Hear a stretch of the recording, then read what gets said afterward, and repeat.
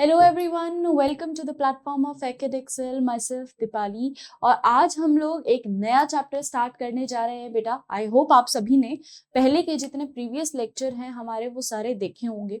ये लिंक बेटा जो एकेडेक्सेल है ये बहुत ही एक अच्छा इंस्टीट्यूट है जो आपको जितना भी कंटेंट है for not only for NEET, for boards, for NEET, इन सभी के लिए आपको एक कंटेंट मिल रहा है और वो भी फ्री ऑफ कॉस्ट मिल रहा है। तो आई थिंक इससे बढ़िया और कोई बात ही नहीं हो सकती कि आपको इतना बढ़िया कंटेंट मिल रहा है, फ्री मिल रहा है, तो उसको यूज करो, तुम्हारी पढ़ाई में पूरी तरीके से लगा दो। क्योंकि नीट को काफी कम टाइम है, जब नीट आने को ही है। अब तो ऐसा लगता है कि एकदम बस आ ही गया है मैम, इंपॉर्टेंट बता दो अब बस, है ना। तो एक क्रैश कोर्स की सीरीज हम लोग चला रहे हैं, प्रारंभ बैच है, तो उसमें आप लोग ज्वाइन होइए। इसमें हमने अभी कंप्लीट करा दिया है सेल। अभी मेरा लास्ट लेक्चर जो था वो था सेल का। तो cell the unit of life हमारा चैप्टर कंप्लीट हो चुका है। अब हम नया चैप्टर स्टार्ट कर रहे हैं, cell cycle and cell division. Again अगर मैं नीट के पर्सपेक्टिव से बोलूं so it is very important topic, बहुत ही ज्यादा important chapters, one of the most important chapters में से आता है, क्योंकि इसके कॉन्सेप्ट कई बार क्लियर रह हो ही नहीं पाते। ठीक है, कई बार हम लोग ये चीज देखते हैं कि क्यों मैम ऐसा होता है कि है ना इंटरफेस जैसे, हालांकि अगर आप बुक में देखोगे तो ये जो आज हम इंट्रोडक्टरी लेक्चर ले रहे हैं और जो मैं आज इंटरफेस का सेशन समझाने वाली हूँ, ये सब है ना बुक के अंदर बहुत ज्यादा कंसाइज्ड दे रखा है। कंसाइज्ड एज इन कि ऐसा नहीं बोल रही कि मैं नहीं दे रखा, it's not removed from the NCERTs, ये कोई आउट ऑफ सिलेबस चीज नहीं पढ़ा रही हूं मैं। इट्स जस्ट कि एनसीईआरटी में थोड़ा सा कंसाइज्ड दिया है, बहुत ज्यादा रिड्यूस्ड दिया है। सो होता क्या है ना बेटा कि अगर मैं तुमको सिंपल ये लाइन दे दूं कि जी नॉट फेज में cell dies, cell enters and cell exits the cycle, क्या समझोगे? हवा में गया, कुछ नहीं समझ में आएगा। तो उसके लिए इट इज नेसेसरी कि आप पहले की चीजें समझो। ठीक है, तो सेल साइकिल, सेल डिवीजन एक पूरा एक पूरी लेंथ है चैप्टर की, जो कि आपको स्टार्टिंग से देखना चाहिए, एंड तक देखना चाहिए, क्योंकि it is very important chapter, one of my favourite chapter. क्योंकि जितना सेल इंपॉर्टेंट है उतना ही cell cycle, cell division important है। ठीक है, अगेन क्वेश्चंस की अगर मैं बात करूं, बच्चे कंफ्यूज होते हैं तो नीट देगा। जिस चीज में तुम लोग कंफ्यूज हो गए ना कि यार ये क्या था, तो बच्चे तो माइटोसिस मियोसिस में भी कंफ्यूज हो जाते हैं। ठीक है, तो इसको हम इस तरीके से पढ़ने वाले हैं कि आप लोगों के सारे डाउट्स क्लियर हो जाएंगे। इसके साथ ही साथ आपको टेलीग्राम चैनल का लिंक जो है डिस्क्रिप्शन बॉक्स में मिल जाएगा, जिसमें आपको असाइनमेंट्स मिलेंगे बेटा। डेली हम लोग असाइनमेंट्स को डाल रहे हैं टेलीग्राम लिंक, टेलीग्राम अपने अकाउंट पे। आप लोग प्लीज उसको विजिट करो तो तुमको समझ में आएगा कि अच्छा इस तरीके से ये चीजें हैं, and then you will be able to solve it. और आपकी एक प्रैक्टिस होगी, एक बहुत अच्छी अप्रोच होगी, क्योंकि क्वेश्चंस बहुत अच्छे हैं प्रीवियस ईयर क्वेश्चंस को देखते हुए। इस बार क्या कॉन्सेप्ट बन सकता है, उन्हीं को लेके हमने नए क्वेश्चंस बनाए हैं। But do try to solve the questions, free है, एक बार चेक करिए और जाके जो है पेपर, जो असाइनमेंट है उसको कंप्लीट करो। बहुत ही इजी असाइनमेंट है, तुमको अगर तुमने लेक्चर पढ़ा है तो तुम्हारे लिए बहुत आसान है। ठीक है, जिन्होंने पढ़ा ही नहीं है फिर वो जाएंगे लेक्चर, तो फिर कोई सेंस नहीं है। But still if you had completed your chapter by any coaching institute, तो आप कर सकते हैं, उसको ट्राई करिए। लेक्चर्स को तो आप ट्राई कर ही सकते हैं, एटलीस्ट आई मीन असाइनमेंट्स को तो आप ट्राई कर सकते हैं। तो असाइनमेंट्स को ट्राई करो। ठीक है, चलो आज के सेशन में हम लोग बात करने वाले हैं प्राइमरी। सबसे पहला is introduction to cell division. सबसे पहला तो तुमको ये बताऊंगी मैं कि सेल क्यों डिवाइड हो रही है, क्या सेल डिवीजन, क्या cell cycle. Second cell division, cell cycle and interphase. Mainly आज इंटरफेस के ऊपर हम बात करेंगे, और ये तीन जो है ये तीनों ही इंट्रोडक्टरी चैप्टर्स टॉपिक्स। चलो सबसे पहला आ जाता है अपना इंट्रोडक्शन। सेल, एक cell, cell division. Cell division से तुम क्या समझते हो?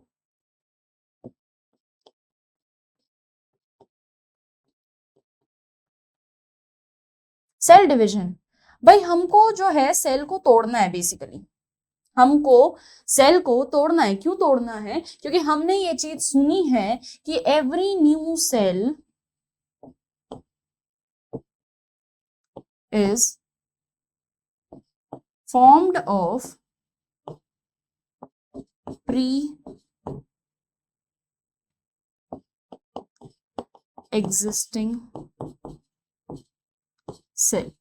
ये चीज सुनी है, सभी ने सुनी है ये चीज, क्योंकि ये जितने बच्चों ने मेरे साथ सेल का लेक्चर कंप्लीट किया था उन्होंने तो सेल थ्योरी में ये बात सुनी थी, और जिन्होंने खुद से पढ़ाई करी थी उन्होंने भी सुनी थी। जिन्होंने नहीं सुनी है वो एक बार सेल का लेक्चर देख लो, तो हाँ सुनी लोगे तुम लोग, ठीक है। और आज जब मैं बता रही हूँ आज सुन लो, ठीक। सेल डिविजन एक ऐसा, या मैं कह सकती हूँ सेल की थ्योरी एक दी गई थी बाय रुडोल्फ विर्काउ। विर्काउ ने ये चीज बोली थी कि भाई एक नई सेल है, अगर मैं बोल रही हूँ कि एक ऑर्गेनिज्म है वो नया नया फॉर्म हो रहा है, तो तुम कैसे एक्सपेक्ट कर सकते हो कि वो ऑर्गेनिज्म की सेल, क्योंकि एक इन्फेंट को देखना, कभी एक छोटा सा बेबी जो होगा वो बड़ा होता जा रहा है, बड़ा होता जा रहा है, टर्निंग इनटू एन एडल्ट, वो एक जो लाइफ चल रही है उसकी, उसमें ऑब्वियस सी बात है सेल तो होंगी ना डिवाइड, सेल होगी, कब जो है सेल डिवाइड होगी, सेल बढ़ेगी नंबर में, तभी तो वो इतना बड़ा तुमको इन्फेंट आज नजर आ रहा है। छोटे मोटे चुन्नू मुन्नू में रहते, इतने बड़े कैसे हो रहे हो? तो इतने बड़े हो रहे हो because the cell are dividing. Now when the cell are dividing, how the new cell are occurring? कहां से आ रही हैं? उड़ के मैम कहीं से उड़ के कोई लैंड करके कोई छोड़ के जा रहा है कि ये लो, ये तुम्हारी सेल, ये तुम्हारे लिए तोहफा। ऐसा नहीं हो रहा हमारी बॉडी में। हमारी बॉडी में एक प्रोसेस होता है जिसमें हर सेल एक दो पार्ट्स में डिवाइड होती है इस तरीके से, ठीक है। ये हमारे पास पुरानी सेल होती है, हम इसको कहते हैं प्री एग्जिस्टिंग सेल, और ये हमारे पास जो दो नई आती है इनको हम कहते हैं न्यू डॉटर सेल। इसको हम कहते हैं प्री एग्जिस्टिंग और पेरेंट सेल।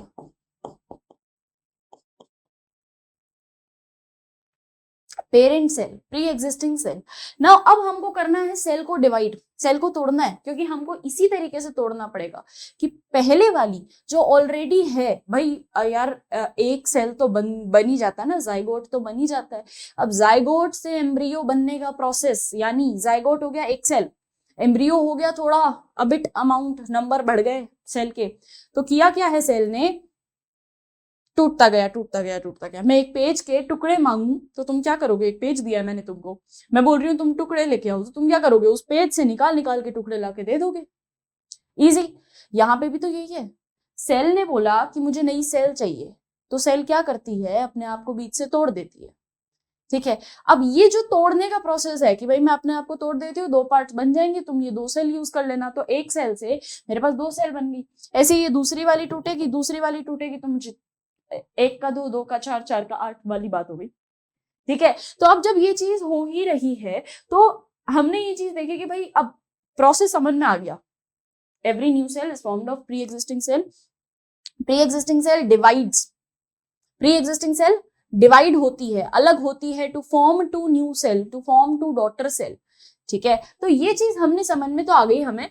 अब यही प्रोसेस है बेटा सेल डिवीजन में, तुमको यही चैप्टर, पूरा चैप्टर इसी पे घूमता रहेगा कि कैसे एक सेल डिवाइड होगी, कैसे मैं बोल पा रही हूं कि प्री एग्जिस्टिंग सेल से दो मेरे पास नई सेल आ रही है। How I am saying this?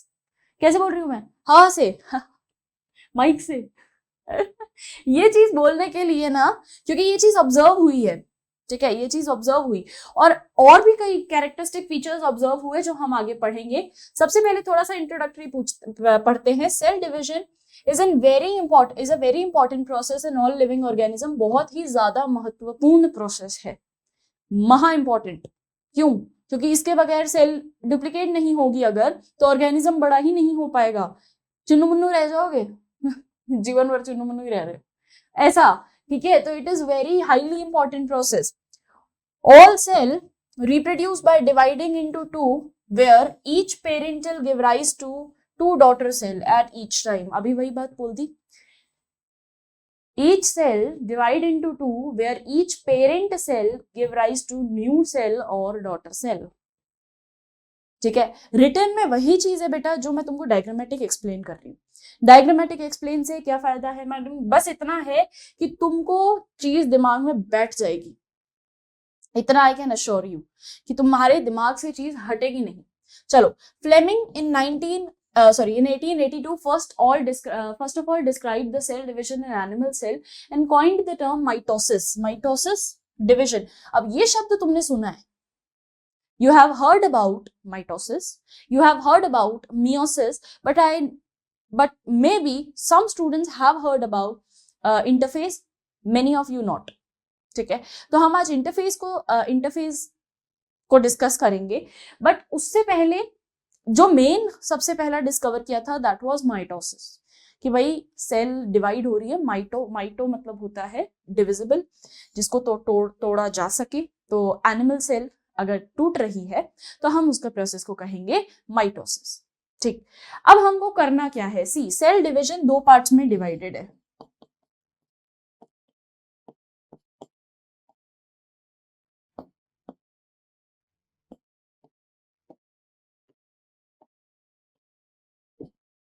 दो पार्ट्स पढ़ेंगे हम सेल डिवीजन के। कैसे हैं दो पार्ट्स? पहला तो हो गया अपने पास interface,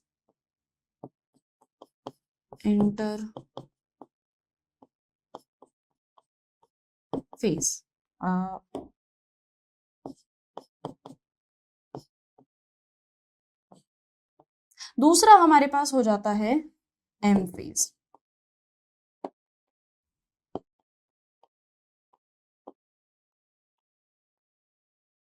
interface and M phase.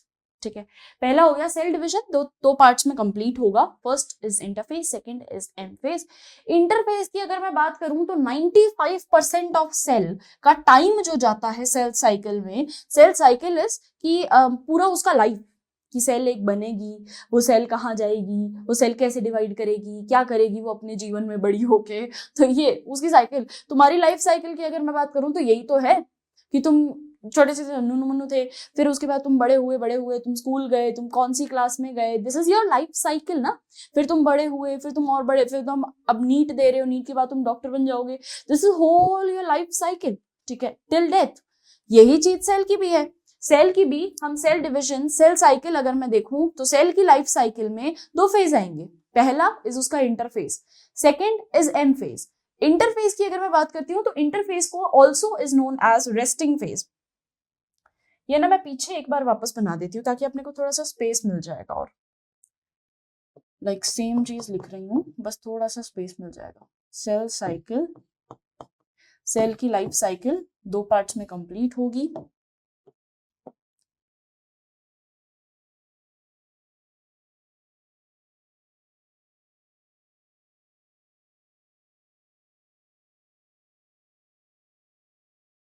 Interphase और एम फेज। ठीक है, अब interphase is also known as resting phase, also called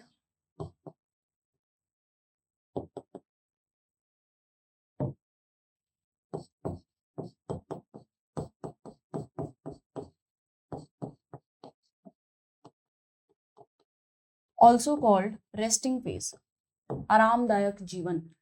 but पता है ये आरामदायक इतना होता नहीं है। हम हर बार ऐसे सोचते हैं ना कि यार ये कर क्या रहा ही होगा, आराम ही कर रहा होगा। जैसे तुम लोगों के मम्मी पापा भी ऐसे बोलते होंगे ना। हालांकि तुम लोग कितनी भी प्रिपरेशन करो, इसको हम लोग प्रेपरेटरी फेज भी कहते हैं, और इसके बेचारे के बहुत सारे नाम है।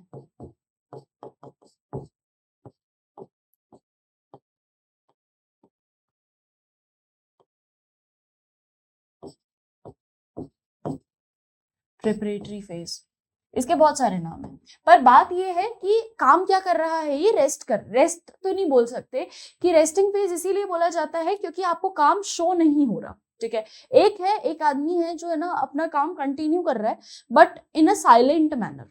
वो बेचारा अपना सुबह आता है, लैपटॉप लेके बैठ जाता है, एंड इट्स वेरी वेरी शांत इंसान। वो अपना काम करे जा रहा है, नॉर्मल तरीके से करे जा रहा है। ठीक है, अब एक इंसान आ रहा है जो चिल्ला चिल्ला के सबको बता रहा है कि वह देखो देखो मैंने आज ये काम किया, ओ माय गॉड मेरे पे इतना काम था, ओ माय गॉड मैंने ऐसी पढ़ाई की, ओ माय गॉड मैंने ऐसा किया। एक वो दोनों है, दोनों बंदे। ठीक, दोनों में से शो जिसका काम तुमको हो रहा है, तुमने वो बोला कि ये जो है इसका काम मुझे दिख रहा है, इसका काम मुझे शो हो रहा है। दैट डजंट मीन कि वो जो शांत बैठा है उसका काम नहीं हो रहा। ठीक है, जैसे कि तुम नीट की प्रिपरेशन कर रहे हो। ठीक है, अब नीट की प्रिपरेशन में तुमने ये बोला कि मैंने पूरे साल तुम पढ़ाई कर रहे हो। ठीक, पर हमारे सामने मान लो तुम रात को पढ़ाई कर रहे हो। अब किसने देखा तुमको रात को पढ़ाई करते हुए? सुबह तुम फोन देखते पाए जाओ, सुबह सुबह अगर तुम फोन देखते पाए गए तो तुरंत तुम्हारी मम्मी आ जाएगी, अरे पूरा दिन क्या करता रहता है, फोन ही तो देखता रहता है, कुछ काम कर लिया कर, कुछ पढ़ाई कर लिया अगर, ये कर लिया अगर, वो कर लिया, फ्लाइंग चप्पल आएगी तुम्हारे मुंह पे सीधी। ये होता है ना। तुमने किया क्या, तुमने अब उनको कौन बस समझाने बैठे मम्मी सारी रात पढ़ा था, उनको विश्वास नहीं होगा। क्यों नहीं होगा? क्योंकि वो जो काम था तुम्हारा बैकफील्ड चल रहा था, या मैं कह सकती हूँ बैकफुट पे चल रहा था। आगे आगे तुमने दिखाया ही नहीं वो काम, ठीक है। दिखाओगे कब तुम, देखेंगी कब मम्मी, जब तुम नीट का पेपर दोगे, ठीक है। दिखाओगे कब, जब तुम एग्जाम दोगे। एग्जाम में आ जाता है ना टूट पड़ के पहाड़ का प्रेशर, ओ माय गॉड अब मैं क्या करूंगा, वो चीज, that is your M phase, जो दिखता है, ठीक है। इतने टाइम तक सेल इंटरफेस में रहता है, पर किसी को पता ही नहीं है कि भाई इंटरफेस नाम की चीज भी होती है, क्योंकि सेल इतना शांत रहता है उस टाइम पे, मस्त धीरे धीरे धीरे धीरे धीरे धीरे डिवाइड होता रहे। डिवाइड तो हुआ ही नहीं अभी तक, धीरे धीरे अपने आप में ही थोड़ा बहुत कुछ कुछ कुछ कुछ करता रहेगा। डिविजन कहाँ दिखेगा, जब हमको दिखेगा तभी तो हम बोलेंगे सेल डिवाइड हो रहा है। जब तुमको 1 से 2 बनते दिखेंगे तभी तो तुम बोलोगे डिवाइड हो रहा है। उस एक में जो प्रिपरेशन हो रही है उस डिवीजन के लिए, समझना, इस डिवीजन के लिए जो प्रिपरेशन हो रही है वो तो इंटरफेस से स्टार्ट होगी ना, वो तो इंटरफेस से स्टार्ट करनी ही पड़ेगी। तुम्हें कुछ चीज बनानी है, तुम्हें पेंटिंग बनानी है कोई, तो तुम्हें कैनवास रात को लाके रखना पड़ेगा, तुम्हें पेंट कलर लाके रखने पड़ेंगे, तुम्हें क्रेयॉन्स, जितनी भी तुमको चीजें चाहिए, पानी वगैरह सब बंदोबस्त करके जाना पड़ेगा ना, तभी तो तुम पेंटिंग बना पाओगे। ऐसा तो नहीं है कि जाते ही खरीद अरे डायरेक्ट बना देंगे, ऐसा नहीं हो सकता। उसके लिए तुमको प्रिपरेशन करनी पड़ेगी। So this is that preparatory phase, this is interphase, की सेल डिवाइड होने के लिए अपने आप को प्रिपेयर करता है कि ऐसे मुझे डिवाइड होना है, ठीक है, मैं इस तरीके से आगे की तरफ बढ़ूंगा, ठीक। फिर आता है एम फेज। तो पहला प्रिपरेटरी फेज, इंटरफेज, जब सेल अपने आप को बोलता है कि हाँ अब now I am ready to divide. फिर उसके बाद वो एंटर कर जाता है एम फेज में कि हाँ अब बताओ कैसे करना है डिवीजन, मैं बता रहा हूँ किस तरीके से करना है। डिवीजन किस तरीके से हो सकता है, अगेन 2 तरीके हैं। पहला इज माइटोसिस, दूसरा इज मियोसिस।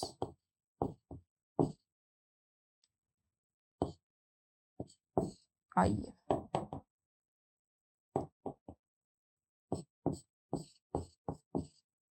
पहला तो हो गया आपके पास माइटोसिस, दूसरा इज योर मियोसिस, कि भाई माइटोसिस 2 सेल भी बना सकता हूं और मियोसिस यानी 4 हैप्लॉइड सेल्स भी बना सकता हूं।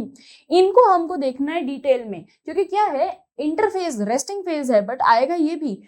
एम फेज जो होता है मियोसिस या माइटोसिस, ये हम और डिटेल में देखेंगे, ठीक है, हमारे नेक्स्ट लेक्चर्स में। आज मेनली जो बात करेंगे वो रहेगा हमारा star of the class, interface, ठीक। तो इंटरफेस कंप्लीट करने के लिए यू रिक्वायर कि भाई 3 स्टेप्स में कंप्लीट होता है। सो मैं इसके 3 स्टेप लिख देती हूँ। मैं प्रिपरेटरी फेज यहां से हटा के यहां लिख रही हूँ, ठीक है, ताकि तुमको सारी चीजें बोर्ड पे मिल जाए।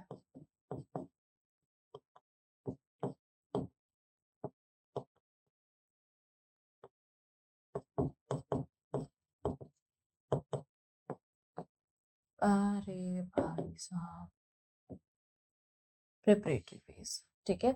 चलो, तो ये बेटा जी कंप्लीट होता है आपका 3 पार्ट्स में। 3 पार्ट्स हजन, 3 पार्ट्स चाहिए इसको कंप्लीट होने के लिए। जैसे पहला is your G1 phase, next is your S phase, third is your G2 phase.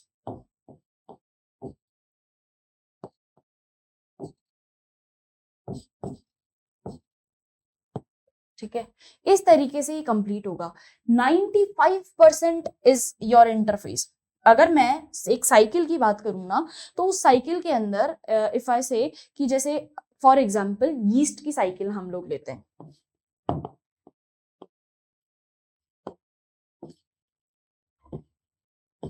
Yeast की सेल साइकिल जो होती है वो होती है बेटा जी आपके पास 90 मिनट्स की। अब 90 मिनट्स में यीस्ट जो है ना वो 85 मिनट्स तो रहता है, 80 to 85 मिनट्स वो रहता है अपने इंटरफेज में, और 5 मिनट बिताता है, मुश्किल से 5 मिनट बिताता है वो अपने एम फेज में। अब सोच के देख लो क्या रखा है उसने, कितना छोटा डिस्टेंस। मतलब एम फेज तो ऐसे हो जाएगा तुरंत। भाई तुम साल भर मेहनत करते हो, पेपर होता है 3 घंटे का, बस बात ही खत्म। समझ रहे हो? तुम साल भर से मेहनत कर रहे हो पेंटिंग बनाने का कंपटीशन में। कॉम्पिटिशन कितने घंटे के होते हैं? 1 घंटा, 2 घंटा, जीवन भर थोड़ा ना चलते रहते हैं। प्रिपरेशन जीवन भर चलती रहती है, ठीक है। सो 95% ऑफ योर पूरा लाइफ, पूरा साइकिल, 95% ऑफ द साइकिल वो इंटरफेस में बीतती है। भाई प्रिपरेशन करनी है भयानक, ओ माय गॉड, कैसे भी करके स्ट्रेटेजी लाओ, कुछ तो बनाओ, कुछ तो करो जीवन में, ठीक। और अगले बस 2 घंटे होते हैं जहां पे तुम दिखा सकते हो कि हाँ मैंने पूरे जीवन ये प्रिपेयर किया था, ठीक है। तो सिर्फ 2 घंटे, यानी अलग अलग सेल में अलग अलग होता है, ठीक है। अगर मैं ह्यूमन सेल की बात करूं तो 1 आवर का माइटोसिस मियोसिस का प्रोसेस रहता है। बाकी 23 आवर्स का जो है ये प्रोसेस रहता है। 24 आवर्स में नई सेल बन सकती है, ठीक है। तो 23 आवर्स का तो इंटरफेस दिया है, मस्त रेस्ट कर रही है सेल। इसका मतलब ये तो ना रेस्ट ही कर रही है। सोच के देखना, अगर मैं बोल रही हूं कि cell is resting, that doesn't mean cell is resting, it's just not visible उसकी मेहनत। तो मैं उसको ऐसा नहीं बोल सकती भाई तुम कुछ काम नहीं कर रहे, कर रही होगी, कर रही है, ऑफ कोर्स कर रही है, तभी तो मेरे पास प्रिपेयर हो रहा है ना। अभी बस मैंने प्रिपरेशन की है, ठीक है। अभी देयर इज ओनली प्रिपरेशन। उस प्रिपरेशन से निकलने के लिए आई रिक्वायर 3 स्टेजेस। कौन सी है 3? G1, S और G2। इनको आज सीखेंगे, ठीक है। G1 फेज, S फेज और G2 फेज। क्लियर है? तो ये हमारा रहता है पूरा का पूरा सेल साइकिल। एक साइकिल कंप्लीट होने के लिए 95% of your cell cycle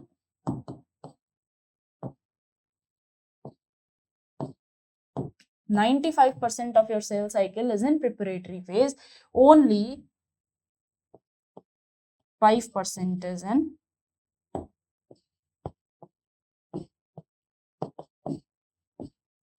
M phase. Clear? Done. यहाँ से यहाँ तक समझ में आया? चलो अब टाइप्स ऑफ सेल डिविजन देखते हैं। टाइप्स ऑफ सेल डिवीजन की अगर मैं बात करूं तो कितने तरीके के आते हैं बेटा? एमाइटोसिस, माइटोसिस और मियोसिस। हमको मेनली माइटोसिस और मियोसिस पढ़ने हैं, क्योंकि एमाइटोसिस जो होता है ये यूजुअली प्रोकैरियोटिक सेल में होता है,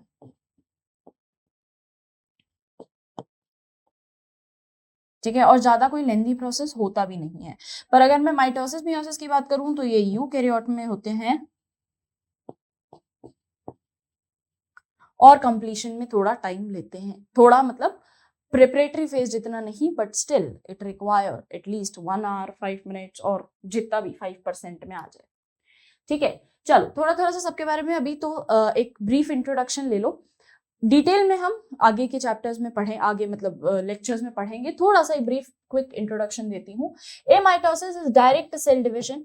In this process, nucleus of the cell length and constriction appears. Nucleus क्या करेगा? देखो बेटा जी, हर सेल को डिवाइड करने के लिए, हर सेल को डिवाइड करने के लिए ना, ये तुम आगे पढ़ोगे, सेल को अगर डिवाइड करना है तो उसके डिवीजन के लिए आई रिक्वायर, इसके डिवीजन के लिए सबसे पहले तो इसमें होगा कैरियोकाइनेसिस, फिर होगा साइटोकाइनेसिस। मतलब समझना क्या शब्दों के मतलब है, ठीक है। पहला आ जाता है कैरियोकाइनेसिस। कैरियो मतलब होता है न्यूक्लियस और काइनेसिस मतलब टू ब्रेक। वैसे ही साइटो मतलब होता है सेल, काइनेसिस मतलब to break,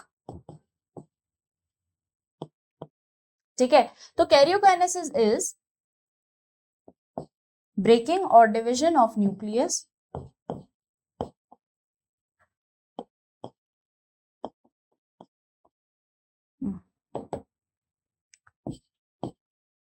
division of nucleus. Karyokinesis means, oh sorry, cytokinesis means division of cytoplasm. Clear है बात? अब अगर कोई सेल डिवाइड होगी, ठीक है, हम बड़ी आराम से बोल रहे हैं ये बात, ये हालांकि मैं पढ़ाऊंगी और डिटेल में अपना माइटोसिस मियोसिस आएगा ना तब तो मैं और डिटेल में पढ़ाऊंगी। आज क्योंकि खाली इंटरफेस को समझाना है तो उसको बताऊंगी, पर थोड़ा सा एक ब्रीफ इंट्रोडक्शन अगर लेके चल रहे हो तो ये दिमाग में रखना कि जब सेल डिवाइड होगी तो सबसे पहले सेल का न्यूक्लियस है जो डिवाइड होगा। ये सेल का अगर न्यूक्लियस है तो पहले ये 2 पार्ट्स में डिवाइड होगा, ठीक है।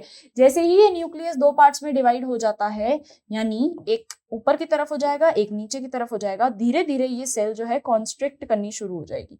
कॉन्स्ट्रिक्ट यानी क्या होता है? कॉन्स्ट्रिक्ट यानी होता है कि इस तरीके से बीच से गड्ढा बनाना शुरू कर देगी, अंदर की तरफ घूमने, अंदर की तरफ मूव करने लग जाएगी, और धीरे धीरे ये बीच से अपने आप को तोड़ लेगी, और मेरे को कौन सी सेल्स मिल जाएंगी? दो सेल। तो पहले हुआ क्या मेरे पास? शुरुआत कहां से हुई? न्यूक्लियस के टूटने से। न्यूक्लियस टूटा, साइटोप्लाज्म अलग। ठीक है। सो सबसे पहले हर सेल में डिवीजन के लिए देयर इज कैरियोकाइनेसिस। कैरियोकाइनेसिस यानी कैरियो मतलब न्यूक्लियस, वो टूटेगा। ठीक है, nucleus will break. Second is cytokinesis, cytoplasm टूटेगा। तो पहला हमने न्यूक्लियस को तोड़ दिया, फिर हमने साइटोप्लाज्म को तोड़ दिया। सिंपल सी चीज है। ठीक है, ये हम आगे पढ़ेंगे मियोसिस माइटोसिस में। तो ए माइटोसिस में ज्यादा कुछ, अब ये प्रोसेस करवाने के लिए ना बेटा बहुत सारे पापड़ बेलने पड़ते हैं। ऐसा नहीं क्विक इंस्टेंट नूडल्स नहीं है ये। ठीक है, बेकार होते हैं इंस्टेंट नूडल्स। थोड़े अच्छे वाले लाया करो जिनमें थोड़ा टाइम लगे। टाइम लगने वाली चीज मेरे को बढ़िया लगती है, थोड़ा थोड़ा सा टाइम लगे ना, ताकि ऐसा पता तो लगे कि हाँ यार कुछ बढ़िया चीज बन रही है ऐसा। तो अगर मैं बात करती हूँ माइटोसिस की, it's very quick. Prokaryotic cell divides very quickly, इतनी जल्दी डिवाइड हो जाएगा, मतलब ऐसे तुम सोचते रह जाओ बैक्टीरिया, हाँ कहाँ जा रही हूँ मैं, बैक्टीरिया एग्जाम्पल, अपना फेवरेट आदमी। बैक्टीरिया ऐसे खटाक से डिवाइड हो रहा था पचक करके, भाई इतना जल्दी दो में बन गया, दो का चार में बन गया, इतनी जल्दी तुम्हारी बॉडी में रेप्लिकेट कर रहा है। अगर उसका जिंदगी भर तक का जीवन होता, अगर उसका जीवन भर का सेल डिविजन प्रोसेस होता, तो कैसे डिवाइड कर रहा होता तुम्हारी सेल में? थिंक नहीं कर सकता ना। इसीलिए बैक्टीरिया जो है, bacteria is a prokaryote. Prokaryote ऐसा खटाक डिवाइड होता है, कोई दिक्कत ही नहीं आने देता, ऐसा तुरंत डिवाइड। ठीक है, तो जब सेल डिवाइड होता है वो ए माइटोसिस से डिवाइड होता है if it's prokaryotic cell, unicellular organism. ये देखिए आ गया है हमारे पास यूनिसेल्युलर ऑर्गेनिज्म। ठीक है, मेनली यूनिसेल्स में होता है, जो कि जल्दी से डिवाइड कर जाते हैं। ठीक है, तुरंत गति से वो डिवाइड हो जाते हैं। Next, mitosis is equational division. भाई ये इक्वल पार्ट्स में डिवाइड करेगा। माइटोसिस इक्वल पार्ट्स में डिवाइड करता है सेल को, कि अगर एक सेल डिवाइड हो रही है तो वो दो पार्ट्स में डिवाइड होगी, पहली बात तो ये, और वो जो दो पार्ट्स होंगे, those two parts will be equal.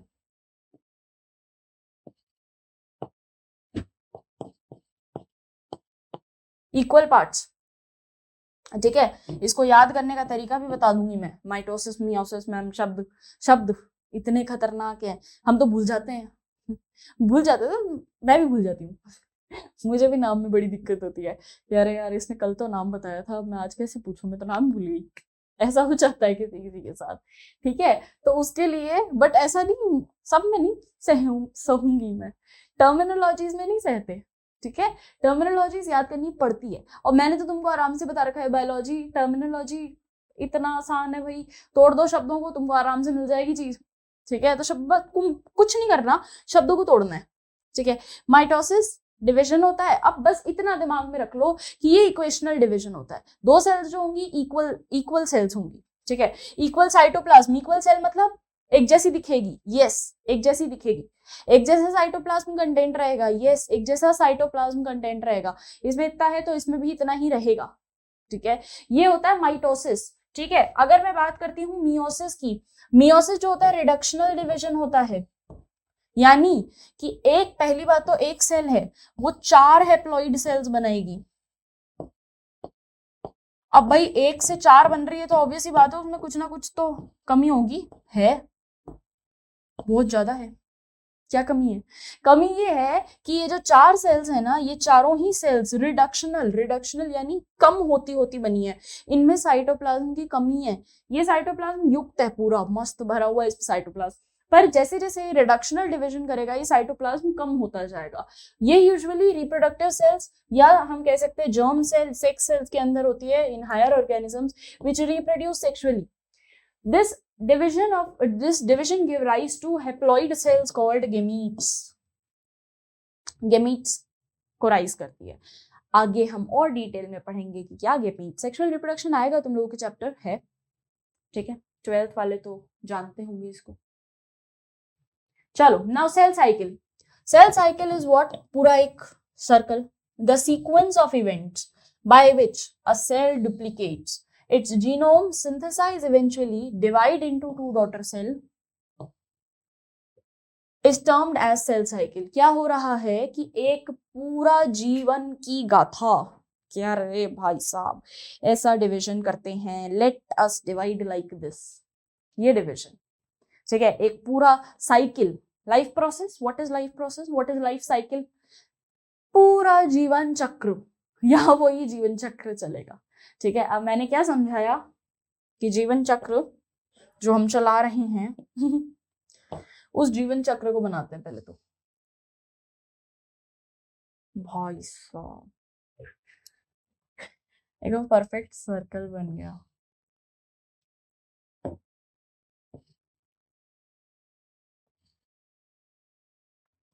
Perfect circle बन गया, खुशी हो जाती है मेरे को।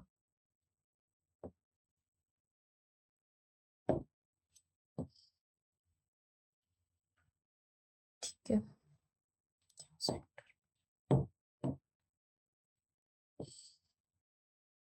ओके, ठीक है, ठीक है। अब सबसे पहले तो आ जाता है अपने पास इंटरफेस। इंटरफेस के अंदर मैंने बता ही दिया है तुमको क्या है, तीन फेजेस आ जाएंगी, G1 अरे 1, S फेज और G2 फेज। फिर ये क्यों बनाई है मैम, यहाँ से यहाँ तक आपका इंटरफेस चलता है। ठीक है, ये आपको एनसीईआरटी में डायग्राम मिल जाना चाहिए, मिल जाएगा।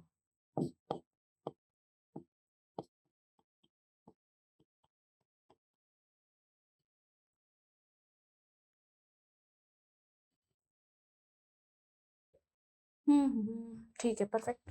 इंटरफेस ऊपर वाला जो है आपका, अब इंटरफेस बच गया, ये हो गया एम फेज।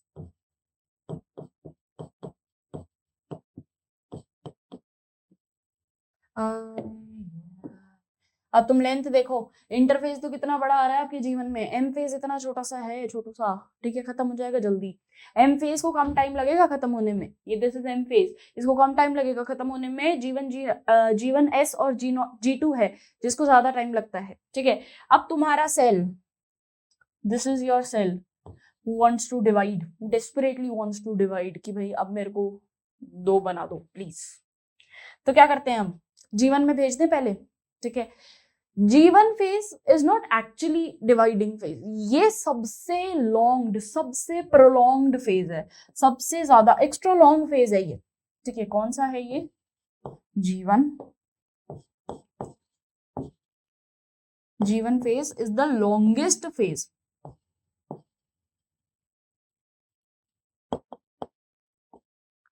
और कोई टाइम नहीं खाएगा, ये मेन टाइम खाएगा।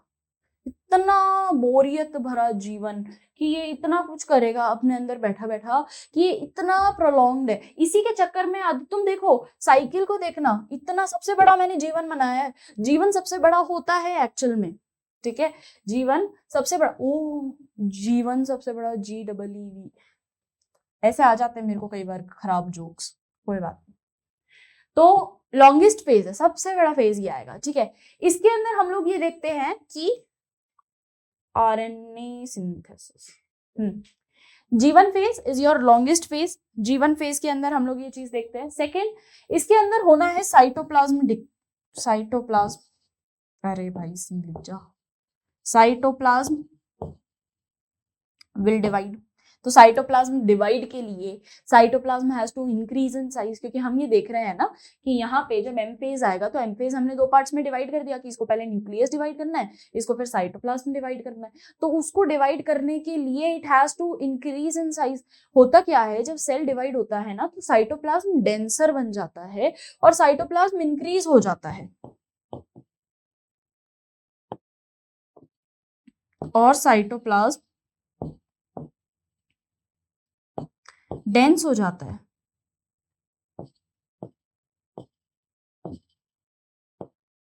साइटोप्लाज्म बहुत ज्यादा डेंसर, डेंसर एज इन धुंधला। ठीक है तो सही वहां पे, पर जैसे तुमको है ना ऑर्गेनेल्स विजिबल नहीं रहेगी, जैसे अगर मैं बात करूं कि सेल जब डिवाइड कर रहा होता है, साइटोप्लाज्म डेंस हो जाना मतलब कि ऑर्गेनेल्स अंदर प्रेजेंट तो है पर साइटोप्लाज्म का कंटेंट इतना डेंस हो गया है कि वो विजिबल नहीं है। ठीक है, मुझे साइटोप्लाज्म के अंदर की ऑर्गेनेल्स दिख नहीं रही, इसका मतलब ये नहीं है कि वो है ही नहीं। ये मत मान लेना कि साइटोप्लाज्म है ही नहीं, नहीं साइटोप्लाज्म है, ओ सॉरी ऑर्गेनेल्स है ही नहीं, ऑर्गेनेल्स है पर वो ऑर्गेनेल्स जो है वो उस डेंस साइटोप्लाज्म के अंदर छुप गई बेचारी। ठीक है, उस डेंस साइटोप्लाज्म के अंदर प्रेजेंट रहेंगी और वो एक तरीके से छुप गई। ठीक है, नेक्स्ट इज कि ये क्या काम करेगा, ये काम करता है आपका प्रोटीन सिंथेसिस।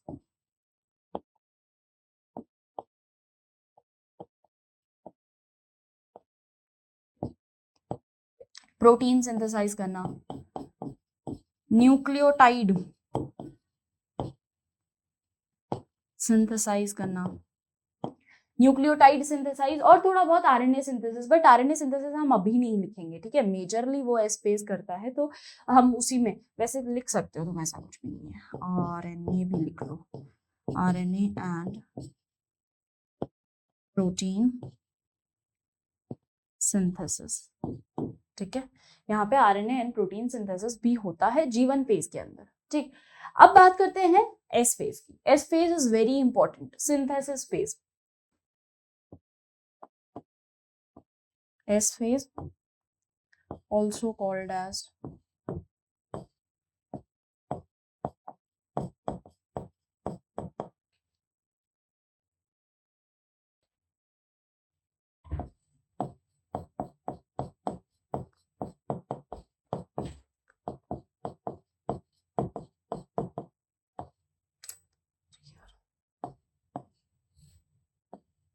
synthesis phase। ठीक है, S phase एंड चलिए, तो हमने क्या बात करी अभी तक, जीवन फेज की। ठीक, एस फेज की अगर मैं बात करूं तो एस फेज है synthesis phase, S1 S phase. यहां पे मेजरली डीएनए और I can say genetic material is synthesized.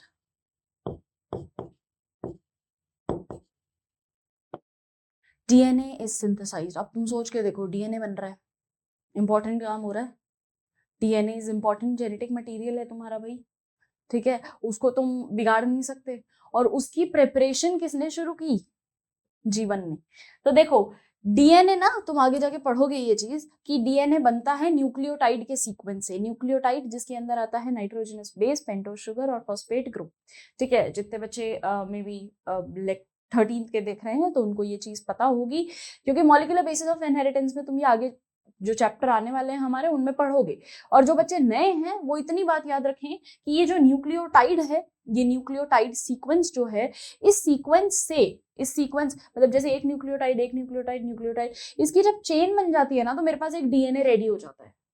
ठीक है, तो chain of that nucleotide is called DNA. तो मैं ये बोल रही हूं कि सिंथेसिस फेज के अंदर ये जो अपना एस फेज है, इस फेज के अंदर हम मेजरली ये चीज देखते हैं कि यहाँ पे डीएनए सिंथेसाइज होता है, यहाँ पे सबसे ज्यादा डीएनए सिंथेसाइज होता है। This is the major phase.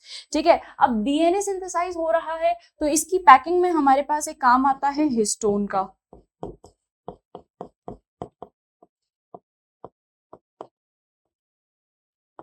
Histone synthesis, histone protein पे डीएनए रैप्ड रहता है बेटा। ठीक है, हिस्टोन प्रोटीन पे डीएनए रैप्ड रहता है तो हिस्टोन सिंथेसिस, हिस्टोन भी यही बन जाएगा। Histone is a protein, is a type of protein. ठीक है, और ये इंश्योर करता है कि भाई जितनी चीजें आगे जा रही हैं वो सारी चीजें सही हो, सही हो।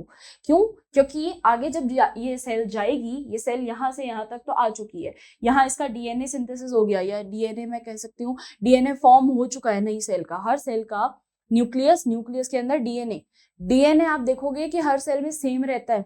तुम्हारा पेरेंट्स का डीएनए तुम्हारे डीएनए से मैच करेगा। क्यों कर रहा है, क्योंकि डीएनए डुप्लीकेट होता है, डीएनए रेप्लिकेट होता है। ठीक है, एक डीएनए स्ट्रैंड पे दूसरा डीएनए स्ट्रैंड आ जाएगा और तुम्हारे पास एक नया डीएनए बन जाएगा। तो ये चीज होती है, ये आप आगे पढ़ोगे, मॉलिक्यूलर बेसिस ऑफ इनहेरिटेंस पूरा चैप्टर है इस पे। ठीक है, वो तो चीज हम देखेंगे ही। अभी तुम सिर्फ इतना देखो कि एस फेज के अंदर डीएनए में सिंथेसाइज कर रहे हैं, डीएनए जो है वो पेरेंट वाला एक नई डॉटर सेल में जाएगा। न्यूक्लियस भी तो अलग हो रहा है, ठीक है। और लास्ट आ जाता है मेरे पास, और इसके साथ साथ प्रोटीन सिंथेसिस भी, इसको याद रखेंगे, ठीक है। इसके साथ साथ मेरे पास होता है प्रोटीन सिंथेसिस। लास्ट आता है मेरे पास G2 फेज, ये G1, ये S, और ये आ गया मेरे पास G2।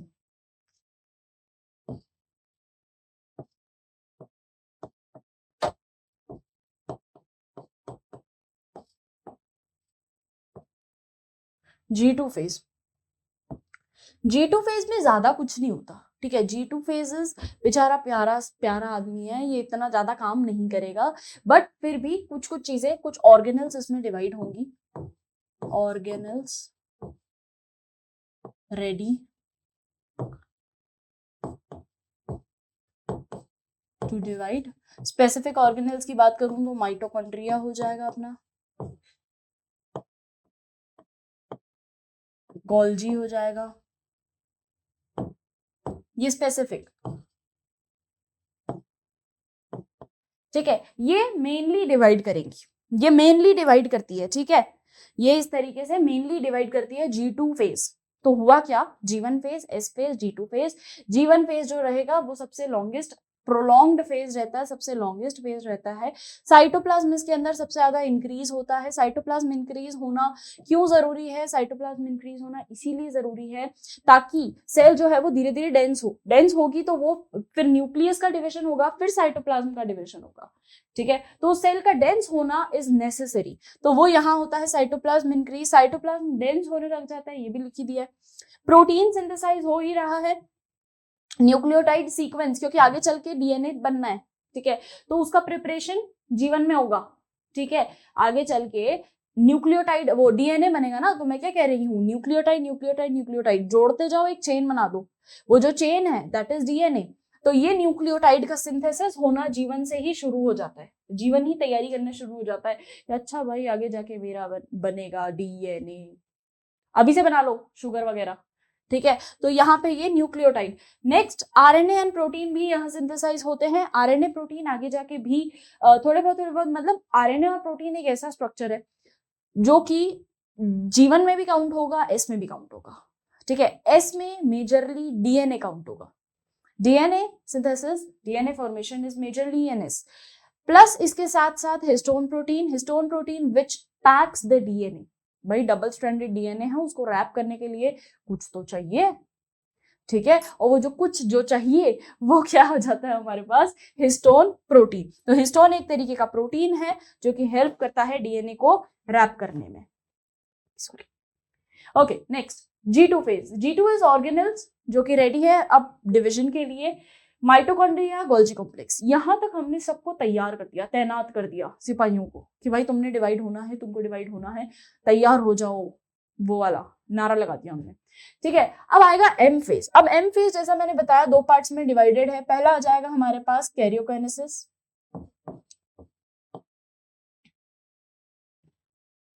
बाहर लिखती हूँ,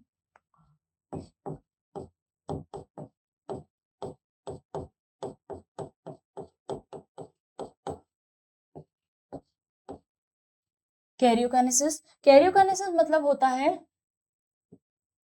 कैरियोकाइनेसिस मतलब होगा न्यूक्लियस डिवीजन।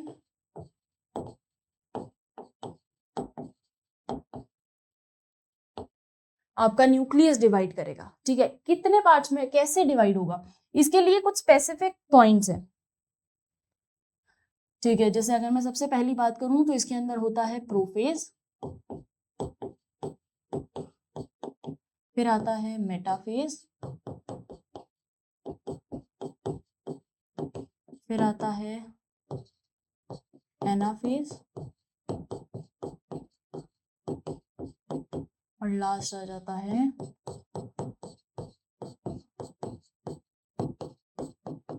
टेलोफेज।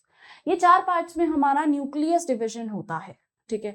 तो सबसे पहले karyokinesis that is nucleus division, इसमें ये चार स्टेप्स फॉलो होंगे। जैसे ही ये चार स्टेप्स कंप्लीट हो जाएंगे हमारा न्यूक्लियस डिवाइड हो जाएगा, ठीक है। ये चार स्टेप्स कंप्लीट किए, न्यूक्लियस डिवाइड हो गया। अब न्यूक्लियस डिवाइड हो गया तो बचा क्या हमारा, साइटोप्लाज्म को डिवाइड करना रह रहा है। तो यहाँ पे क्या करवा दो आप, साइटोकाइनेसिस। तो हमने करवाया ऊपर कैरियोकाइनेसिस, सेकंड हम करा देंगे साइटोकाइनेसिस। ठीक है। पर अब क्या होता है ना कि ये जो, अब मैंने क्या बताया, एम फेज दो तरीके के हो सकते हैं, मियोसिस हो सकता है, माइटोसिस हो सकता है। तो दोनों में प्रोफेज, मेटाफेज, एनाफेज, टेलोफेज दोनों में ही चलेंगे। पर अगर मैं मियोसिस की बात करूं तो ये दो दो बार चलेंगे, prophase 1, prophase 2, metaphase 1, metaphase 2, anaphase 1, anaphase 2, और टेलोफेज 1, टेलोफेज 2। माइटोसिस में ये एक ही बार खट खट खट खट, समझ रहे हो। मियोसिस में ये दो दो बार चलेंगे, आगे जाके हम समझेंगे क्यों। ठीक। और माइटोसिस में एक ही बार, प्रोफेज, मेटाफेज, एनाफेज, टेलोफेज, खत्म। क्लियर। तो यहां तक हम आपको समझ में आया। Cytokinesis cell division, cytoplasm division, cytoplasm divide हो जाएगा तो तुम्हारी जो सेल यहां से चलना शुरू हुई थी घूम के वापस यहीं आ गई। ठीक है।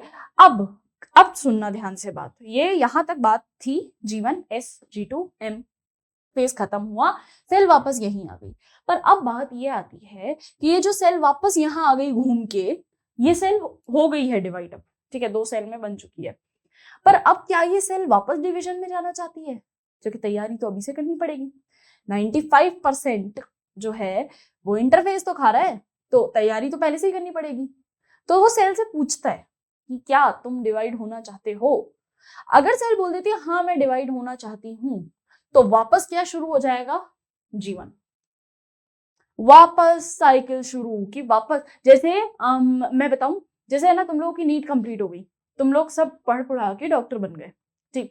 अब मैं तुमसे ये पूछती हूँ कि क्या तुम वापस से पढ़ना चाहते हो, कुछ भी, कुछ भी डिग्री हो सकती है।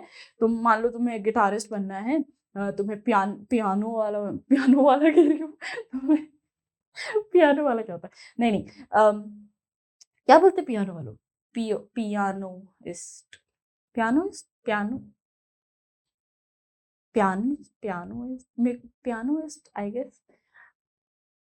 कुछ भी बनना है तुम्हें, बैडमिंटन प्लेयर बनना है तुमको। ठीक है, आसान चीजें लेते हैं, सब वोकैबुलरी भी बड़ा। तो अगर तुमको वो चीज बननी है तो उसके लिए तुमको क्या करना पड़ेगा, तुम्हें सिंगर बनना है। ठीक है, तो अब तो तुम डॉक्टर तो बन गए, अब तुम्हें मजा आ रहा है कि यार मैम अब क्या करें, अब लाइफ साइकिल तो खत्म हो गई, यहाँ तक तो हम पहुंच ही गए हैं, अब हम बन जाते हैं सिंगर। हम अपना प्रोफेशन चेंज करना चाहते हैं, अब हम सिंगर बनना चाहते हैं। तो सिंगर बनने के लिए भाई तुम्हें पढ़ना तो पड़ेगा, सारे गाँव पता नहीं सही पर पढ़ना तो पड़ेगा, कुछ ना कुछ तो पढ़ना पड़ेगा। तो तुमने क्या किया कि यहाँ जब तुम निकले, ठीक है, तो तुम वापस एक साइकिल में आ गए कि डॉक्टर तो अब बन ही गए हैं, साथ साथ में अपन सिंगर भी बन जाते हैं। तो यहाँ पे तुम वापस डिवीजन में चले गए। मोस्टली प्लांट्स ऐसा करते हैं, प्लांट्स एक बार डिवाइड कर लेते हैं, फिर उसके बाद उनको वापस आता है मन में कि अरे यार अभी भी डिवीजन बाकी है, ग्रोथ अभी भी बाकी है। पेड़ देखोगे ना, मस्त मस्त लंबे लंबे पेड़ है, तो वो उनको अभी भी डिवीजन बाकी है। तो व्हाट दे डू इज कि वो वापस इसी चक्र में, सुदर्शन चक्र में चलते रहते हैं। ठीक है, वापस आएंगे जीवन में, वापस एस में, वापस G2 में, वापस M में, ये कंटिन्यू चलता रहेगा। ठीक है। बट इफ आई से कि कई बच्चे ऐसे होंगे जो सोच लिए कि मैडम अब तो हमें निकलना है, डॉक्टर बन चुके हैं, तो डॉक्टर बन गए, बात खत्म। ठीक है, डॉक्टर बन गए हैं हम, अब बात खत्म हो चुकी है, अब मत बोलो हमें पढ़ने को। अब अगर कोई उनको बोल दिया कि तुम्हें पढ़ना है, तो वो तो भाई रोने लग जाएंगे। तो इसका मतलब अब वो साइकिल का हिस्सा नहीं बने। कुछ लोग होंगे जो साइकिल का हिस्सा वापस बन जाएंगे, घूम के वापस जीवन में आ जाएंगे। कुछ लोग होंगे जो साइकिल का हिस्सा नहीं बनेंगे, तो वो एक ऐसी स्टेज में एंटर कर जाते हैं जिसको हम कहते हैं G0 फेज, क्विसेंट स्टेज। इसी से लिख देती हूँ,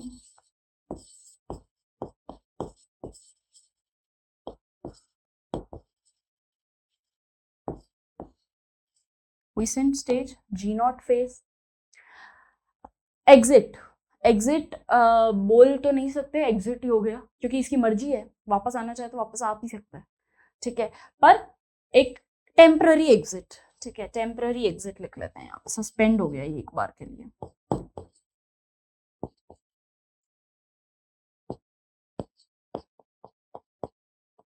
टेम्पररी एग्जिट हुआ है। ठीक है, एक बार के लिए ये निकाला गया है कि भैया अभी तो मैं जो है, ये यूजुअली प्लांट में देखा जाता है कि वो एक टेम्पररी एग्जिट हो जाता है, क्योंकि एनिमल्स में ऐसा नहीं होता। एनिमल्स में नॉन डिवाइडिंग सेल्स होती है, जैसे कि आपकी कार्डियक सेल, हार्ट सेल्स जो होती है, बहुत अच्छा एग्जाम्पल है। कार्डियक सेल कभी भी 2-2, 3-3, 4-4 में डिवाइड नहीं होती रहती। एक टाइम होता है कार्डियक सेल का डिवीजन का, वो डिवाइड करती है और एक स्पेसिफिक टाइम के बाद वो उसी फेज में रहती है। ठीक है, वो कंटिन्यूअस डिवाइड नहीं कर सकती। कार्डियक सेल हो गई, नर्व सेल हो गई, ये कंटिन्यू डिवीजन नहीं दिखाती। ठीक है, ये एक सर्टेन डिवीजन दिखाती है, then they do not enter जीवन अगेन।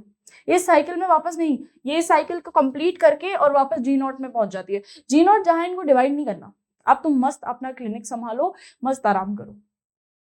ठीक है, तो ये काम है। तो जी नॉट के अंदर उन्होंने क्या किया कि अब वो अपना सिर्फ मेन काम कर रहे हैं। कार्डियक का क्या काम है, तो वो कार्डियक करेगा।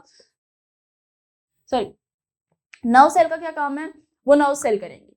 अब they won't enter this Sudarshan चक्र अगेन, कि अब मैं वापस डिवाइड कर जाता हूँ, अब मैं वापस ये बन जाता हूँ, वापस वो बन जाता हूँ। It's not possible now. All you can do is कि अब आप बाहर निकल जाओ, अब आपका काम पूरा। Now your cell is ready, now your cell is completely formed, now it will never divide. I will not say it never divides, sometimes it can divide, वापस उसका मन हो गया। In some plant cells permanent tissues ऐसी होती है, ये तुम एनाटॉमी में पढ़ोगे, परमानेंट टिश्यूज ऐसी होती है, सॉरी मेरिस्मेटिक और परमानेंट दोनों में ही बता रही हूँ। कुछ ऐसी होती है जो यार दोबारा डिवाइड करना पड़ेगा। प्लांट में देयर इज रिक्वायरमेंट कि यहाँ पे हमको दोबारा डिविजन शो करना पड़ेगा, तो वो वापस आ जाती है, उसको कोई दिक्कत नहीं है। ठीक है, उसका हालांकि हो चुकी थी वो डिवाइड, खत्म हो गया था उसका काम, बट स्टिल वो वापस आ जाती है कि चलो मैं प्लांट की मदद कर देती हूँ। हेल्पफुल नेचर है बेचारी का। ठीक है, पर अगर मैं बात करती हूँ कि कई जो बन गई, एक फंक्शन आ गया है उनके हाथ में, जी नॉट फेज में आ चुकी है, वो वापस डिवाइड नहीं होना चाहती, तो वो नहीं भी होती। Some permanent cells are there, secondary permanent tissues जिनको हम कहते हैं, जो डिवाइड नहीं होना चाहते, कि भाई हमें नहीं होना, तो जीवन भर डिविजन की जरूरत भी नहीं है, वो शांत हो जाते हैं कि ठीक है फिर तू ये फंक्शन संभाल, do your job properly, complete your duties, बस परफेक्ट फाइन। ठीक है, क्लियर है, यहां तक समझ में आया। G1 GS G2 क्वेश्चंस आते हैं, और सबसे ज्यादा किस पे आते हैं, tick tick tick, G naught. G naught is उनका favourite, G naught is everyone का फेवरेट ना, कि खत्म हो गया प्रिपरेटरी फी, इतने टाइम से चले जा रहा था फेज, माइटोसिस हुआ, डिविजन हुआ, मियोसिस हुआ, डिविजन हुआ, पर जी नॉट पे आके आदमी ऐसा संतुष्ट हो जाता है कि चलो हाँ पीछा छूटा, इतना ट्रॉमा था, कहाँ कहाँ डिवाइड हो रहा था, मैं क्या क्या झेल रहा था, मैं सोच के देखो। यहाँ आने के बाद फिर आदमी सोचता है आ भाई रिलैक्स, अब आएगा जीवन में मजा, अब अपन कुछ नहीं करेगा। चलो, ये आपकी साइकिल, ये आपकी साइकिल, सेम साइकिल है, सेम साइकिल है ना। Okay, interphase also called resting phase, थोड़ा सा रीड कर लेते हैं अब। रेस्टिंग फेज है द मोस्ट एक्टिव फेज। देखो मोस्ट एक्टिव बोला है इसको, मोस्ट एक्टिव। अगर रेस्ट ही कर रहा होता तो फिर मैम रेस्टिंग क्यों बोला, भाई अगर रेस्ट ही कर रहा होता तो इसको मोस्ट एक्टिव क्यों बोलते, सोच के देखो। मोस्ट एक्टिव फेज है, बट बस दिख नहीं रहा ना, बस दिख नहीं रहा कि वो काम कर रहा है, पर काम तो कर रहा है, शांत आदमी है वो, बैठ के काम कर रहा है अपना, काम होता दिख रहा है, काम के लिए प्रिपेयर कर रहा है वो, अगला अपनी सेना तैयार कर रहा है, अपना फोकस से काम कर रहा है, पर शांत बैठ के कर रहा है। तो 7 लोगों को पता नहीं है कि वो भी है, दुनिया में एग्जिस्ट कर रहा है, पर एक्चुअल में वो कर रहा है। ठीक है, और एक है कि भाई सबको बता बता के अरे अरे मैं डिवाइड होऊंगा, मैं ये काम करूंगा, मैं ये काम करूंगा, तो वो सबको पता लग रहा है, वो सब बोल रहे हैं अरे भाई साहब यही कर रहा है लगता है डिविजन। ऐसा नहीं है, इंटरफेस इज देयर, इंटरफेस की प्रेजेंस है, सबसे ज्यादा टाइम ही इंटरफेस दे रहा है, बट स्टिल उसका काम दिखता नहीं है, डजंट मीन कि वो रेस्ट करता है, बट इसको रेस्टिंग फेज बोलते हैं। मोस्ट एक्टिव फेज है, दो the cell does not divide in this phase, it prepares itself and restore all the important constituent for daughter cells, जैसे कि एटीपी बना रहा है, डीएनए बनाना, आरएनए बनाना, इन सब के लिए इसको प्रिपेयर कर रहा है, भाई जंग है, जंग के लिए तैयार हो जाओ। ठीक है, नेक्स्ट 3 फेज में कंप्लीट होगा, G1 S और G2, गैप 1 गैप सिंथेसिस और गैप 2, लिख लेना G1 G2 की फुल फॉर्म भी।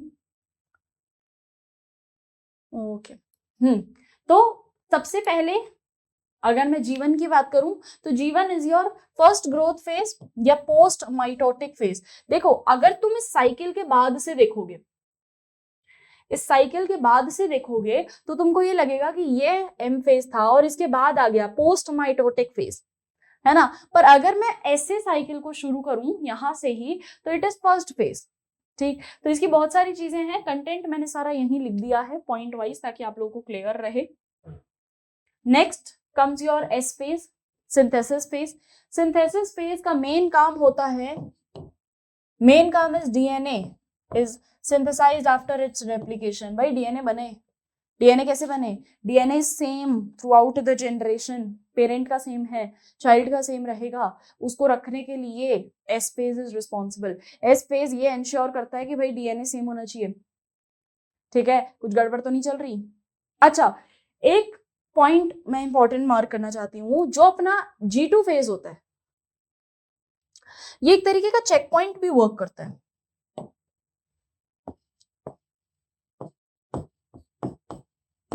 हालांकि यहाँ बहुत सारे चेक पॉइंट्स होते हैं बट स्टिल G2 फेज एक चेक पॉइंट की तरह भी वर्क करता है। कैसे कि जब सेल आ रहा है डिवाइड होने तो अब वो जाएगा सीधा डिवीजन में, ठीक है। तो एस फेज भी करता है ये चीज का इंश्योर और G2 भी करता है कि भाई अपना डीएनए जो बना है, जो हमारा प्रोटीन रैप्ड है, जो हमारी पैकिंग हो चुकी है डीएनए की, क्या ये सब सही है? क्या ये सब everything is perfectly fine, is perfectly coordinated? कि अगर भाई कल को डिवाइड करने जा रहा है पर डिवीजन में कोई दिक्कत तो नहीं आएगी, पता लगे मना हो जाए कि नहीं ये तो अप्रूवल ही नहीं है, ये तो खराब है, ये तो बेकार सा डीएनए बना के ले आए, नई सेल बेकार हो जाएगी मेरी। बात समझना, यहां अगर कुछ भी गड़बड़ हो गई ना तो मेरी नई सेल डिवाइड होने में दिक्कत, मेरी नई सेल डिवाइड हो जाएगी। और डिवाइड होने के बाद देखो, अगर तुम्हारा प्रिपरेशन है ना, तुमने पेंट कलर लाके रखा, तुमने कैनवास लाके रखा, तुमने वाटर कलर लाके पानी रख दिया, अब पानी तुम ले आए कीचड़ का, पानी तुम, मैम कुछ नहीं मिला, तुमने अपने दोस्त को बोला, वो अलग पागल, तुम समझदार, और दोस्त जो है वो तो दोस्त होते हैं भाई, कुछ नहीं कर सकते। तो वो भाई ले आया कीचड़ का पानी कि एटलीस्ट भाई मैं पानी लाया हूं, भाई तो ये पानी लाया, इसमें मैं ब्रश डूबूंगा, इससे मैं पेंट करूंगा, क्या लेके आ गया ये, क्या है कि क्यों लाया है ये, तुम एहसान इतना क्यों कर दिया आपने, पर लेके तो आया है, ठीक है। तो अगर आप उस टाइम पे, अगर तुम्हारा दोस्त दिमागदार होता, विच इज वेरी रेयर, है ना, समझदार दोस्त होना it's extreme rare, but still अगर तुम्हारा वो दोस्त समझदार होता तो वो क्या करता, वो साफ पानी लाता कि भाई अगर मैं खराब पानी ले जाऊंगा तो यार बिना फालतू इसका प्रोजेक्ट बिगड़ जाएगा। ये तो दिमाग वाली बात होगी मैम, ये हमारा दोस्त नहीं कर सकता, ऐसी बातें आप ना बोले, है ना। तो हुआ क्या कि अगर मैं पहले से ही चेक कर लूं, प्रिपरेशन में ही चेक कर लूं कि क्या गड़बड़ है, तो मुझे ऑटोमेटिकली पता लग जाएगा कि भाई आगे जो सेल बनेगी वो अच्छी बनेगी कि बुरी बनेगी, है ना। वो अच्छी सेल बनेगी, प्रॉपर सेल बनेगी, या बेकार सी बन जाएगी, सड़ी सी म्यूटेशन के साथ बन जाएगी। म्यूटेशन के साथ बन जाएगी तो पहले ही मैं उसको एग्जिट कर दूं, पहले ही मैं उसको मार दूं, पहले ही खत्म कर दूं उसको, है ना। कई बार ऐसा होता है कि कई सेल में डीएनए सिंथेसाइज सही तरीके से नहीं होता, डीएनए सही तरीके से नहीं बनता, उसको आगे बढ़ाने से दिक्कत ये होगी कि वो और बेकार होता जाएगा, ठीक है, वो कंटिन्यूअसली और ज्यादा बेकार होता जाएगा, विच हम बीइंग अ ह्यूमन अफोर्ड नहीं कर सकते, बेकारता हम अफोर्ड नहीं कर सकते। उसके लिए हमने क्या दिमाग लगाया, हमने बीच में लगा दिया G2 फेज। G2 एक चेक पॉइंट है, वो इंश्योर करेगा कि भाई सारा जितना G1 S और G2 मैंने खुद ने भी काम किया है ये सब सही है क्या, सही है तो आगे माइटोसिस में भेज दो, सही नहीं है तो पहले ही बता दो भाई बेकार है, मैं तो रिस्पॉन्सिबिलिटी नहीं ले रहा, मार मुरा दो इस सेल को, खत्म करो काम, बेकार बननी है, ठीक है। तो वो पहले ही उसको हटा देगा, अगर बेकार सेल बनेगी मेरे को आगे जाके लाइफ में दिक्कत देगी तो पहले ही उसको हटा देगा, ठीक। पर अगर अच्छी सेल है, डिवाइडिंग सेल है, परफेक्ट फाइन है, तो उसको आगे साइकिल में बढ़ाने देगा, क्योंकि कई सेल्स ऐसी होती है जो बेकार होती है। बेकार सेल्स का नुकसान ये है कि कई बार वो ट्यूमर कॉज कर देती है, ट्यूमर, कैंसर। ट्यूमर इज कि जब सेल अपनी एबिलिटी भूल जाती है कि भाई मुझे इतना ही टूटना है, कंटिन्यू टूटती जाती डिवाइड होती ही जाती है, continuous division of cell is called tumour, ठीक है। एक सेल 1 का 2 होना था, वो 1 का 5 हो गई, 5 का 10, 20, 30, जगह तो इतनी ही है, अब वो 20-30 कहाँ फंसा है, तो वहां क्या हो जाता है, एक लंप बन जाता है और उसी को हम कैंसर कहते हैं। ठीक है, तो ये इंश्योर करने का काम किसका है, G2 का। ठीक, डीएनए सिंथेसाइज परफेक्टली हुआ है कि नहीं, भाई स्पेस को देखो, स्पेस में देखो क्या बात है। In animal cell the duplication of centrosome takes place in the cytoplasm. Centrosome का भी डुप्लीकेशन होता है एस फेज के अंदर, हिस्टोन बनता है, डीएनए बनता है, हमारा जेनेटिक मटेरियल बेसिकली मस्त पैकी पैक हो जाता है।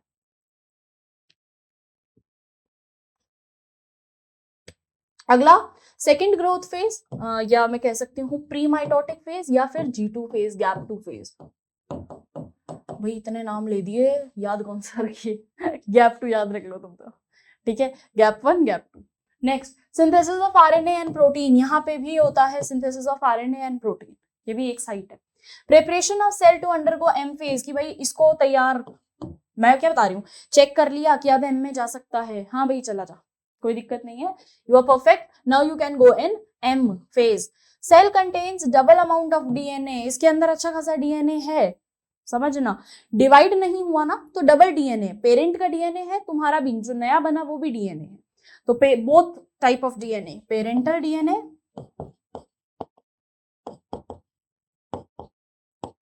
और न्यू डीएनए, दोनों ही तरीके के डीएनए स्ट्रैंड्स प्रेजेंट है इसमें। ठीक है, अगला हमारे पास आ जाता है energy pools. ATPs are formed, cell growth continues, भाई सेल बढ़ती जाएगी, सेल जो है वो कंटिन्यू अपनी ग्रोथ दिखाती जाएगी, वो नहीं रुकनी। क्विसेंट स्टेज, ये मेरा favourite, very important, G0 phase. G0 phase quiescent stage, inactive stage जिसको हम कह सकते हैं, but it's not completely inactive, it's just वो अपना परफेक्ट काम लेके बैठ गई। ठीक है, डिफरेंस समझना, एक होता है मैं अपना काम लेके बैठ गई, मैंने उतने टाइम तो मेहनत की थी, अब मैं काम लेके बैठी हूँ, ऐसा नहीं है ना कि मैंने मेहनत ही नहीं की, मैं अब काम लेके बैठी हूँ। ठीक है, तो मैं G0 फेज के अंदर अगर हूं तो मैं अब बैठी हूँ, इतने टाइम तो मैंने काम किया ही था, इतने टाइम तो ना झक मारी थी। ठीक है, तो G1 S G2 इसमें मैंने बहुत काम किया, M में मैंने बहुत काम किया, पर आगे अब मेरे को काम नहीं करना, जीवन भर काम थोड़ी ना करती रहूंगी ऐसा। ठीक है, तो सेल क्या सोचते हैं कि यार जीवन भर कौन काम करेगा, अब क्या करें, अब क्या किया जाए, अब बैठ जाते हैं, शांति, पहाड़ों में जाके बैठ जाती है क्विसेंट स्टेज, यानी कि अब एक ऐसे स्टेज में एंटर कर गई जहां ये वापस से do not enter in interphase to repeat the cell cycle, अब ये बिल्कुल नहीं जाएगी इंटरफेस के अंदर, कतई नहीं, मना कर देगी, मैं नहीं जानी इंटरफेस में, नहीं जाना, वापस नहीं डिवाइड होना। Hence, they enter G0 phase where the cell grows in size and gets differentiated to perform specialized function. Important. ऐसी स्टेज में एंटर हो चुकी है कि अब वो एक स्पेशलाइज्ड फंक्शन परफॉर्म करेगी, अब उसको कोई जरूरत नहीं है कि काम करे, ठीक, डिवाइड करे, मेहनत करे, अब वो आराम करेगी स्पेशलाइज्ड सेल में। ठीक है, क्लियर है यहाँ तक का? आज हमने इतना इंपॉर्टेंट टॉपिक पढ़ा है ना कि अगर तुमको ये चीज कॉन्सेप्ट समझ में आ गया ना तो फिर तुम लोग कहीं नहीं अटकोगे इस चैप्टर के अंदर। पर अगर तुम इसी में तुमने वो कर दी कि यार अरे मैम क्या कर रहे हो यार, इतना क्यों पढ़ा रहे हो, ये न वो न 50 चीजें, ये सब मत बोलना, चुपचाप जितना पढ़ाया है एनसीईआरटीज में देखना, एक एक चीज तुमको उसमें मिलेगी, ढंग से उसको पढ़ना। ठीक है, और जितना पढ़ाने जाऊंगी, क्योंकि इसके बाद आएगा एम फेज, एम फेज में मियोसिस माइटोसिस, इतना इंपॉर्टेंट है तो तुमको अटेंड करनी ही है उसकी क्लास, नहीं तो फिर बैठे रह जाओगे कि मैम क्या करना था, भूल गए, समझ में नहीं आ रहा, ये न वो न, इतनी चीजें नहीं सुननी। नीट की प्रिपरेशन करनी है, मेहनत करनी पड़ेगी, इतनी आसानी से तुम्हें क्वेश्चन स्टेज नहीं मिलेगी, उसके लिए तुम्हें मेहनत करनी पड़ेगी, समझ रहे हो ना, इंटरफेस से गुजरना पड़ेगा, तो इंटरफेस से गुजरो, एम फेज से गुजरो और फिर क्वेश्चन स्टेज में आओगे, तो पहले गुजरो तो सही। तुम पहले ही सोच रहे होंगे ना कि अरे यार मैम अब हमें वापस एंटर नहीं होना, वापस एंटर के लिए पहले वहां जाओ तो सही और वापसी तब होगी। ठीक है, चलिए तो अब हम मिलते हैं नेक्स्ट लेक्चर के साथ अगले वीडियो में, तब तक bye bye, have a great day, take care.